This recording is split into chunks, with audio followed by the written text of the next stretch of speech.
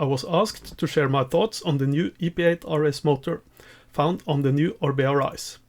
If you have a request, by the way, feel free to share in the comment section on any of my vids, and I might just make a piece about it. Welcome to EMTB videos. The big question here is why? Why has Orbea restricted the EP8 to 60 Nm?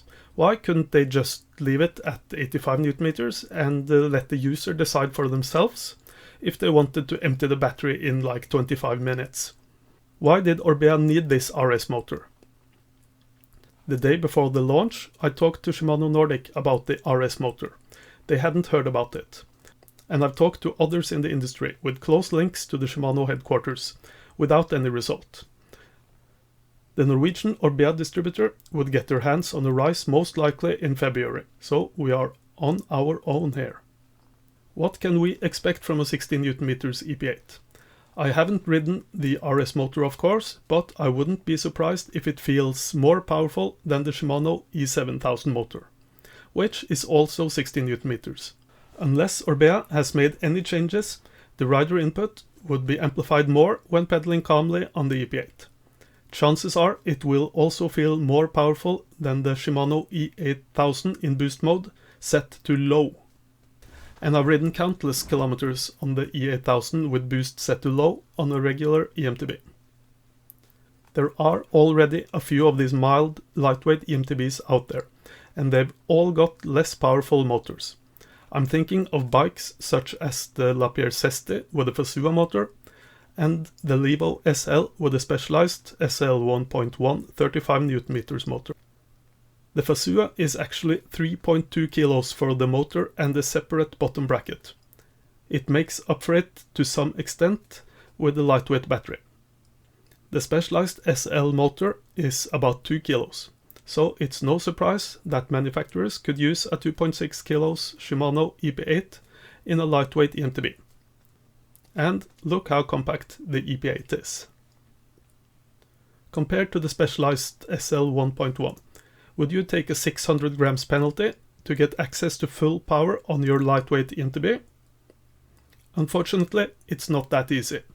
A small and lightweight battery won't be able to deliver enough current.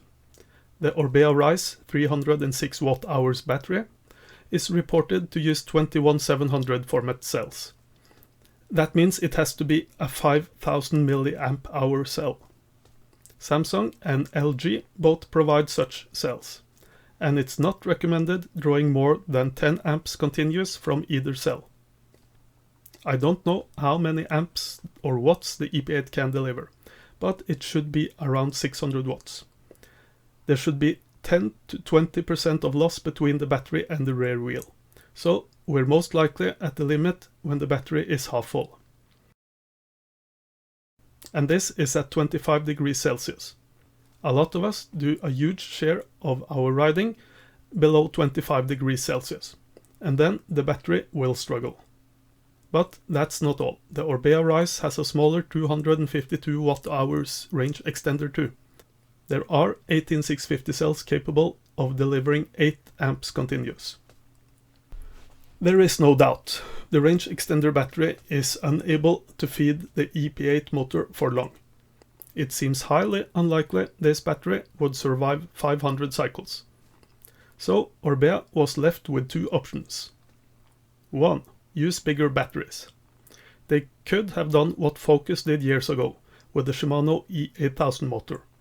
Build a 30 cell battery inside the frame, using 18650 cells, and add a range extender of the same size. That could work with the EP8 motor.